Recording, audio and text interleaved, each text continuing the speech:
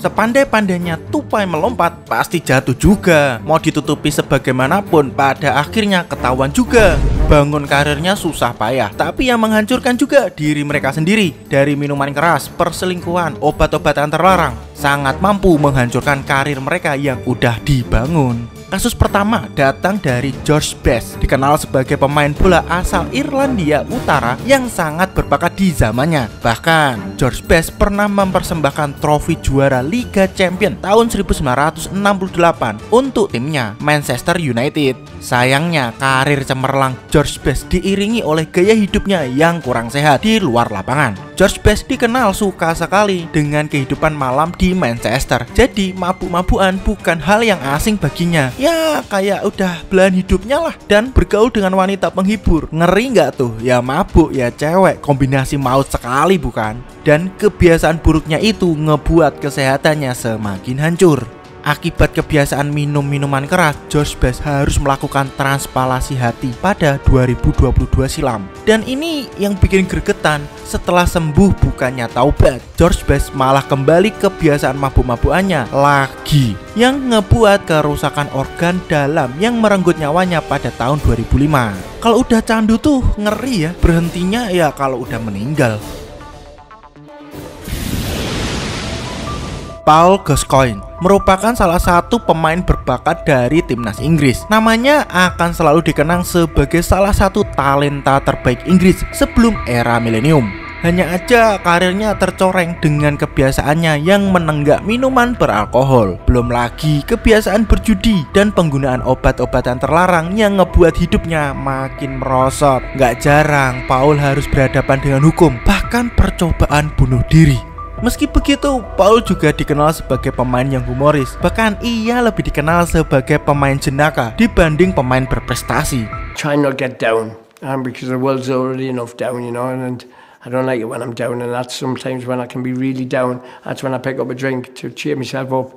But I used to be a happy drunk, and I ain't anymore.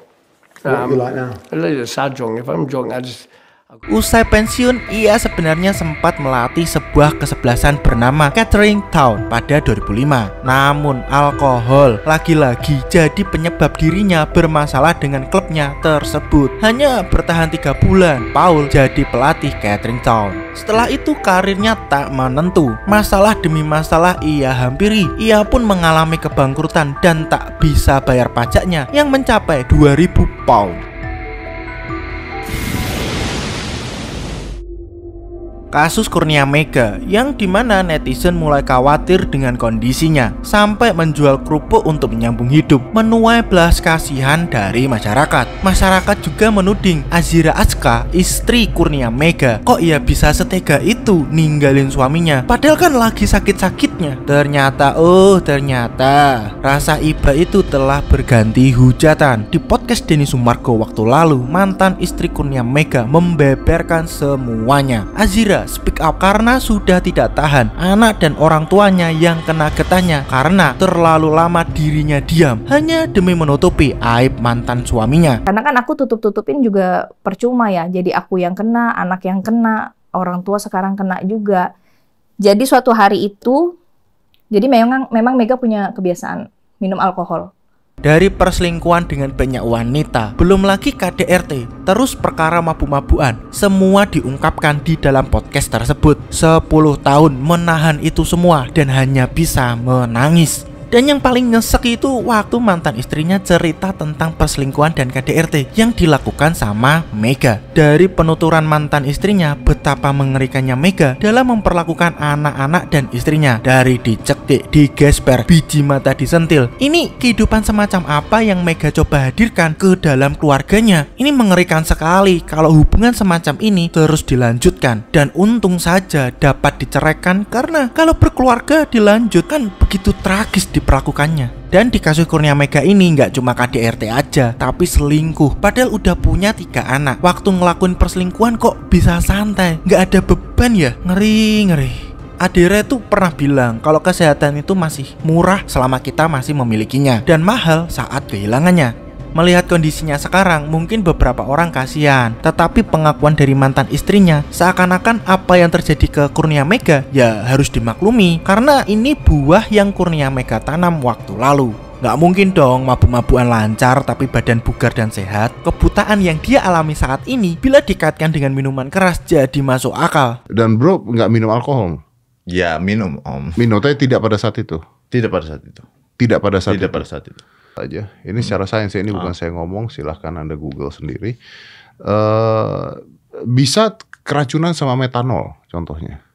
Jadi maksudnya bisa keracunan sama metanol, bisa diracun orang juga dengan metanol, atau bisa keracunan metanol tuh menyebabkan kebutaan. Contohnya dulu pada saat itu yang lagi ramai itu adalah minuman oplosan.